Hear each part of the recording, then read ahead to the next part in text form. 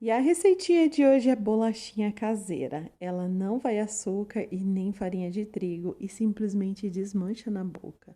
Vou usar 2 xícaras de farinha de arroz, 3 colheres de sopa bem cheia de manteiga, meia xícara de coco ralado, um ovo e meia xícara de mel, tá?